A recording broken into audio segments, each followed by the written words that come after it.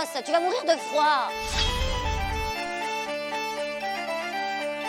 C'est l'histoire d'un royaume où les dirigeants sont super cyniques, le roi et la reine, et super abusifs. Voilà, c'est quand même des tyrans, quelque part, un peu. C'est devenu quoi ce bon vieux temps où il suffisait de tuer par lapidation?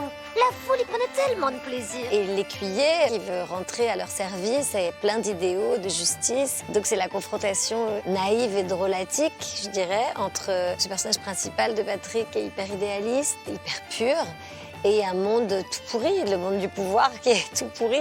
Donc avec la distance médiévale, en plus, c'est super marrant. Vous êtes une sorcière? Je ne suis pas une sorcière. Je demande seulement un salaire égal pour les hommes et pour les femmes. Sorcière! Sorcière!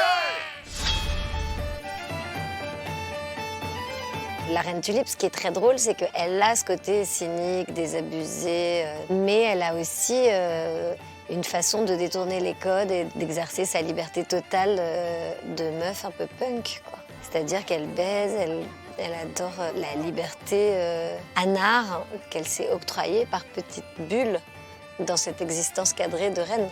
Les hommes pensent qu'ils ont le contrôle, mais c'est nous qui détenons tous les pouvoirs. Et aussi parce que c'est impossible de chier avec ce truc. Ce qui m'a plu dans le projet, c'est l'esprit frondeur de cette série animée, avec des personnages jusqu'au boutiste et bizarres et psychopathes. C'est toujours beaucoup plus marrant. La ferme, Karen. Et par pitié, tu pourrais pas nous épargner la vue de ta chatte? Je me suis préparée à cet exercice que je n'avais jamais fait en regardant tout simplement les épisodes en anglais et en essayant d'imaginer le petit plus que je pouvais apporter avec ma voix, ma personnalité à cette reine Tulipe qui est sacrément marrante. Putain, mais c'est quoi tout ce bordel?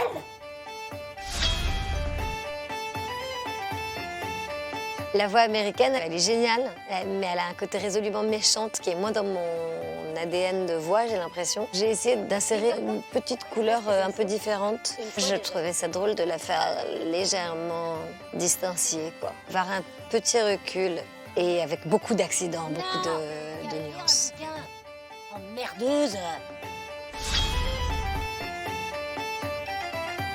J'adore justement la scène où elle fait la cougar, quoi, avec les jeunes écuyers et tout, et où elle essaye de pécho Patrick. C'est hilarant. Wow!